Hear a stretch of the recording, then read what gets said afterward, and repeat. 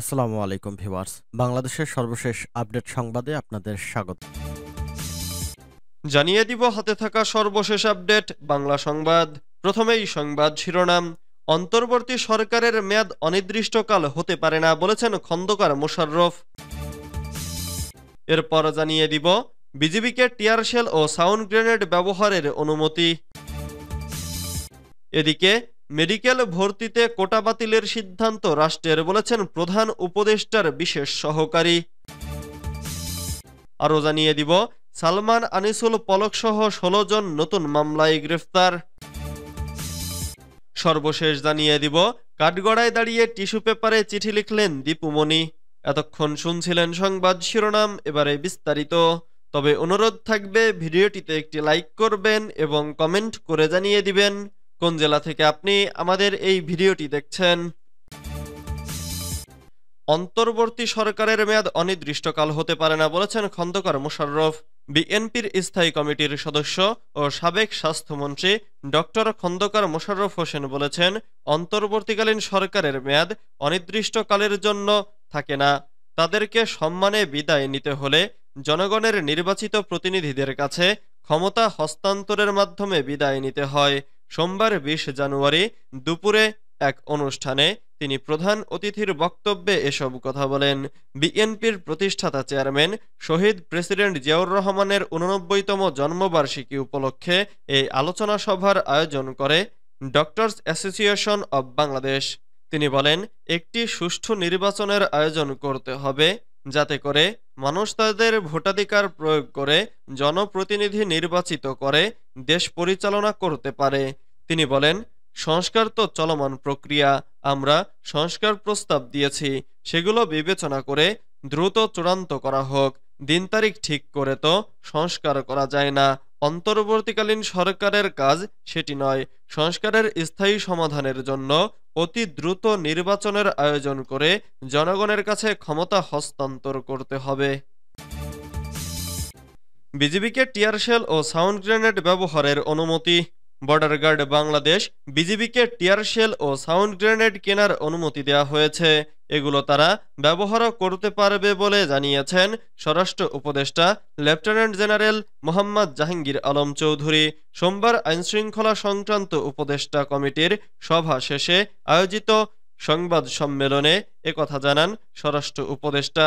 সচিবালয়ে স্বরাষ্ট্র উপদেষ্টার সম্মেলন কক্ষে আইন শৃঙ্খলা সংক্রান্ত উপদেষ্টা কমিটির এ সভা অনুষ্ঠিত হয়।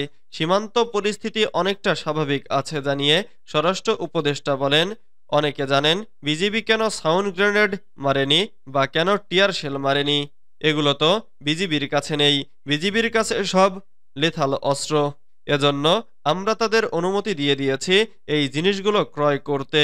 এক প্রশ্নের উত্তরে উপদেষ্টা বলেন, ক্রয় করার অনুমতি দিয়েছি, ক্রয় করলে কি ব্যবহার করবে না? আরেক প্রশ্নের উত্তরে তিনি বলেন, প্রাণঘাতী অস্ত্র তো প্রয়োজন হলে ব্যবহার করতে পারবে।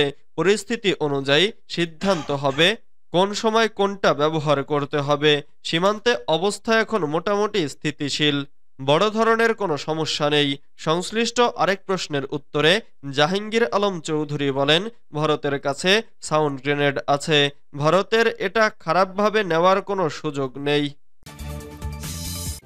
মেডিকেল ভর্তিতে কোটা বাতিলের সিদ্ধান্ত রাষ্ট্রের বলেছেন প্রধান উপদেষ্টার বিশেষ সহকারী। এমবিবিএস ভর্তি পরীক্ষায় কোটা থাকবে কিনা এ সিদ্ধান্ত রাষ্ট্রের বলে জানিয়েছেন প্রধান উপদেষ্টার বিশেষ সহকারী অধ্যাপক ডক্টর সাইদুর রহমান। সোমবার দুপুরে রাজধানীর হোটেল রেডিসন ব্লুতে এক অনুষ্ঠান শেষে সাংবাদিকদের সঙ্গে একথা জানান প্রধান উপদেষ্টার বিশেষ সহকারী অধ্যাপক ডক্টর সাইদুর রহমান জানান, মুক্তিযোদ্ধা কোটা বাতিলের সিদ্ধান্ত রাষ্ট্রের, স্বাস্থ্য মন্ত্রণালয়ের নয়। অধ্যাপক ডক্টর সাইদুর রহমান বলেন, আপনারা জানেন যে কোটা বাতিলের আন্দোলনের পরিপ্রেক্ষিতে আদালত থেকে যে রায় দেয়া হয়েছিল সেখানে মূল পরিবর্তন হলো নাতিনাতনির পরিবর্তে পরবর্তী প্রজন্মের বদলে সন্তান বলা হয়েছে। অতএব কোটার বিষয়টিতে ভর্তি হওয়ার ক্ষেত্রে এটা একটা নীতিগত সিদ্ধান্ত। এমবিবিএস ভর্তি পরীক্ষাও প্রচলিত আইন ও বিধি অনুযায়ী হয়েছে, তারপরও এটা স্ক্রুটিনি করা হবে। সালমান আনিসুল পলক সহ ১৬ জন নতুন মামলায় গ্রেফতার। নতুন মামলায় গ্রেফতার দেখানো হয়েছে ডক্টর দীপু মনি, সালমান এফ রহমান, হাসানুল হক ইনো, রাশেদ খান মেনন, জুনায়েদ আহমেদ পলক সহ ১৬ জনকে। সোমবার ২০ জানুয়ারি আদালতে তাদের নতুন করে গ্রেফতার দেখানো হয়। আওয়ামী লীগের যুগ্ম সাধারণ সম্পাদক ও সাবেক সমাজ কল্যাণ মন্ত্রী ডক্টর দীপু মনিকে যাত্রাবাড়ী থানার ২টি মামলায় গ্রেফতার দেখানো হয়েছে। যাত্রাবাড়ী থানার ৪টি ও মোহাম্মদপুর থানার ১টি মামলায় গ্রেফতার দেখানো হয়েছে সাবেক প্রধানমন্ত্রী শেখ হাসিনার বেসরকারি শিল্প ও বিনিয়োগ বিষয়ক উপদেষ্টা সালমান এফ রহমানকে।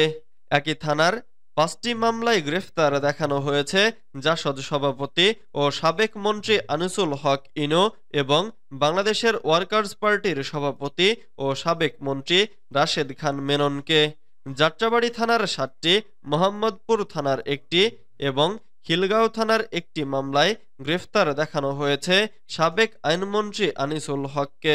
যাত্রাবাড়ী থানার ২টি এবং সূত্রাপুর থানার ১টি মামলায় গ্রেফতার দেখানো হয়েছে সাবেক আইসিটি প্রতিমন্ত্রী জুনায়েদ আহমেদ পলককে।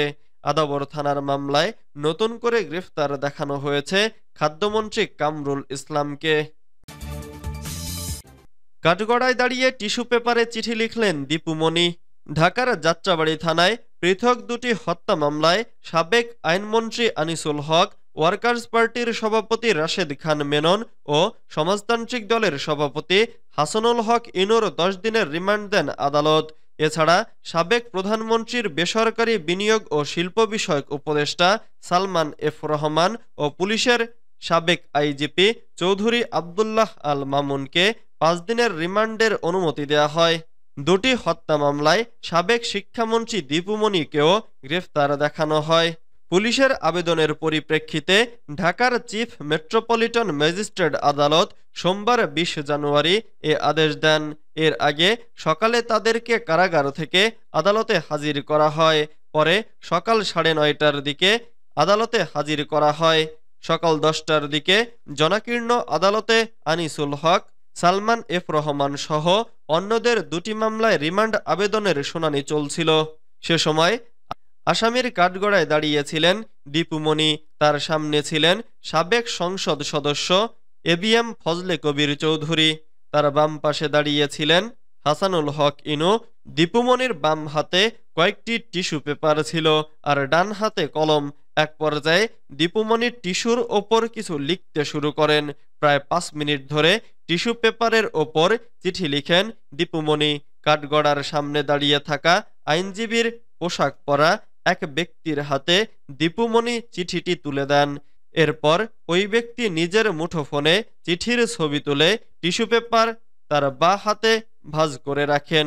চিঠির ছবি তোলার বিষয়টি তিনি আকারে ইঙ্গিতে দীপু মনিকে জানান। আদালতে দেখা যায় দীপু মনি জনৈক ব্যক্তির হাতে চিঠি হস্তান্তরের পর তিনি জুনায়েদ আহমেদ পলকের সঙ্গে কথা বলেন। সালমান এফ রহমানের সঙ্গেও দীপু মনিকে হাসিমুখে কথা বলতে দেখা যায়।